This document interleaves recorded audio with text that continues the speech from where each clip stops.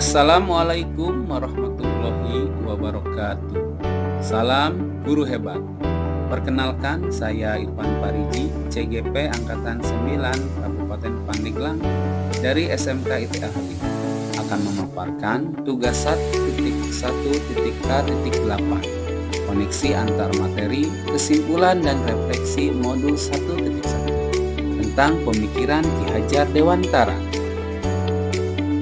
Adapun kerangka pembelajaran modul 1.1 diantaranya yang pertama mulai dari diri, yaitu membuat refleksi diri tentang pemikiran Ki Hajar Dewantara. Yang kedua, eksplorasi konsep, yaitu untuk memperdalam pemahaman kita mengenai konsep pendidikan Ki Hajar Dewantara. Yang ketiga, ruang kolaborasi, yaitu ruang untuk berkolaborasi dengan sesama CGP untuk mengeksplorasi nilai-nilai luhur sosial budaya di daerah untuk menebalkan kodrat murid sebagai manusia dan sebagai anggota masyarakat. Yang keempat, demonstrasi kontekstual, di mana peserta CGP mendesain strategi dalam mewujudkan pemikiran Ki Hajar Dewantara, yaitu pendidikan yang berpihak kepada murid sesuai dengan konteks diri murid dan sosial budaya di daerah asal. Yang kelima, elaborasi pemahaman dilakukan dengan menuangkan berbagai pertanyaan mengenai materi refleksi filosofis Ki Hajar Dewantara yang dibahas bersama instruktur.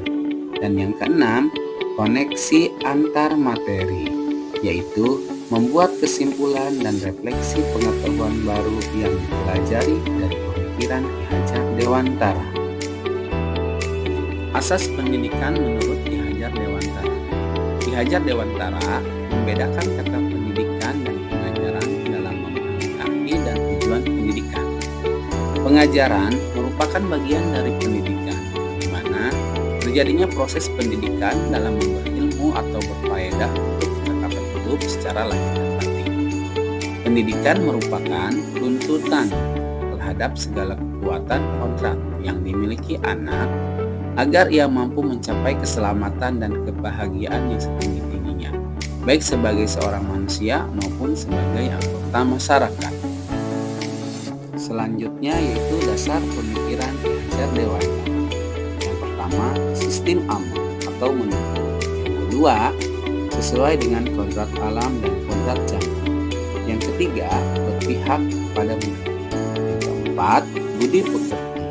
Yang kelima, tikon KHD, continue, konvergen, konsentris. Yang keenam, merdeka lahir dan batin. Yang ketujuh, bukan tabula rasa. Yang kedelapan, pendidik seperti petani atau tukang kebun kehidupan. Hal yang saya percaya tentang murid dan pembelajaran di kelas sebelum saya mempelajari modul 1.1. Yang pertama, pembelajaran lebih dominan dilakukan oleh guru. Yang kedua, siswa diperlakukan secara sama. Yang ketiga, sering mengeluh jika banyak siswa yang tidak tuntas setelah diberikan evaluasi. Yang keempat, ketuntasan belajar siswa dilihat dari KKM dan aspek kognitif saja. Yang kelima, pembelajaran lebih banyak dilakukan dengan membaca dan menulis saja. Ketuntasan penyampaian materi lebih penting daripada memahami karakter siswa.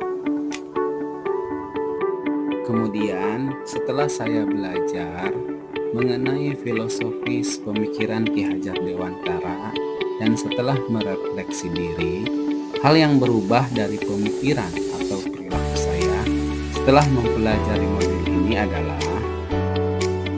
yang pertama, pembelajaran lebih banyak melibatkan siswa atau student center.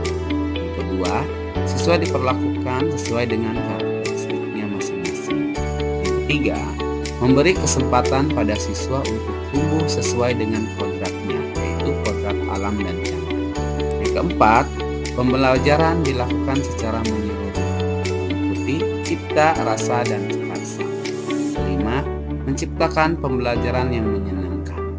Yang keenam, harus tulus, ikhlas, dan penuh dengan kesabaran dan menuntun siswa.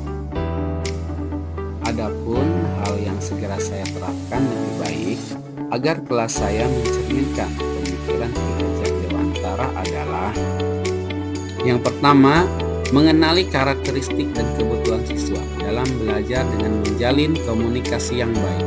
Yang kedua, merancang pembelajaran yang bervariatif dan menyenangkan, yang mampu mengakomodasi kebutuhan belajar siswa yang beragam dan sesuai dengan zamannya. Ketiga, melibatkan siswa dalam kegiatan belajarnya atau student center melalui model pembelajaran yang bervariatif dan berbasis aktivitas. Yang keempat, pembelajaran dilakukan dengan cara menuntun, tidak menuntut. Yang kelima, pembelajaran tidak hanya berfokus kepada kognitif saja, melainkan juga memperhatikan aspek afektif dan psikomotorik siswa. Setelah mempelajari pemikiran filosofis Ki Hajar Dewantara, harapan kedepannya guru dan murid dapat berkolaborasi untuk menginisiasi atau menciptakan kedalaman rasa takjub dan kasmaran spiritual, intelektual, dan juga sosial untuk mencapai keselamatan dan kebahagiaan sebagai manusia. Selanjutnya, siswa dan guru merdeka belajar yang berkolaborasi mampu menggali dan mengembangkan potensi siswa untuk mengakomodasi karakteristik masing-masing untuk mewujudkan student well-being. Sekian dan terima kasih. Salam guru penggerak, tergerak, bergerak, menggerakkan. Wassalamualaikum warahmatullahi wabarakatuh.